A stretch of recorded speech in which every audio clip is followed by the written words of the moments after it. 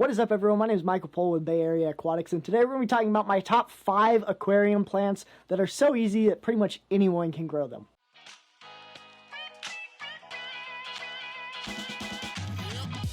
Alright, so for those of you that are new to the channel or haven't seen this channel before, I do a lot of planted freshwater tanks, and I am not a very smart or plant-savvy person, so I don't run the high-tech CO2 or like the fancy aquascaping or anything like that. But I constantly get asked what plants are in my 75-gallon behind me, what plants are in my little 10 gallons, things like that, and how do I get them to look so good? And the answer is I keep them wet, and that's about it. And so I'm just going to go over some of my favorite plants that make all of my tanks look great and will make your tanks look amazing as well. Just going to jump in here really quick before the video starts, and most of these plants, I believe all of them, but I'm not sure about one. Most of these plants are available through aquariumcoop.com. I am a brand ambassador, just a full disclosure there, but they sell good plants. I've ordered from them before. Some of the plants you see here are from Aquarium Co-op, and yeah, I'm going to leave links to the plants down in the description below. Alright, so plant number 1, Pogostemon stellatus octopus. It's in my 75-gallon. It is the main chunk of green you can see all right in here.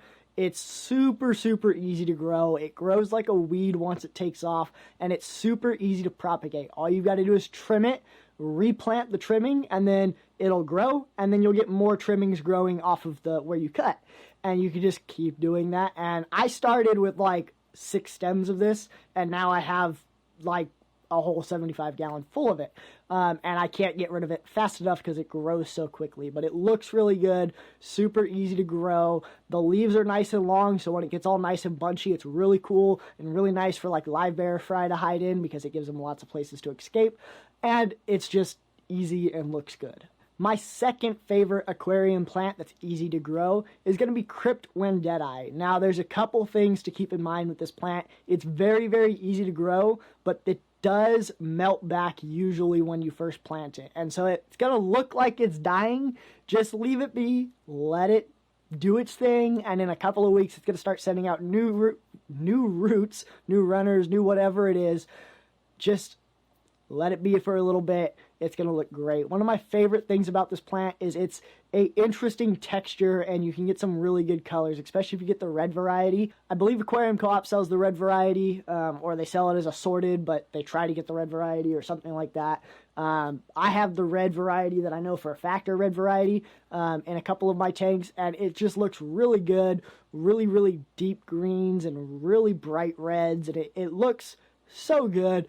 Cool texture, and it's really easy to grow. My third favorite aquarium plant that's easy to grow is going to be Boost plants, or Bucephalandria, I think is how you actually say the full name. And there's a bunch of different types of them. That's like the subspecies of plant, and then there's a million and one different types. My 2 favorite that I have are Boost Catherine. I have one in my betta tank and then one in another tank, and then I also have a bunch of Boost Wavy Leaf Green, and they're kind of like an Anubias. If you know what an Anubias is, they don't like to be buried, they don't like to be planted, they're a rhizome plant, and so you can just kind of, I shove mine in between rocks, or you can glue it to wood, or whatever you want, and it'll grow. And the thing I like about Boost is, again, you get a lot of different colors and textures, and it doesn't look like a lot of other aquarium plants, so it gives that nice little bit of spice and something different. My 4th favorite aquarium plant that's easy to grow is going to be a carpeting plant, and it's going to be Microsword.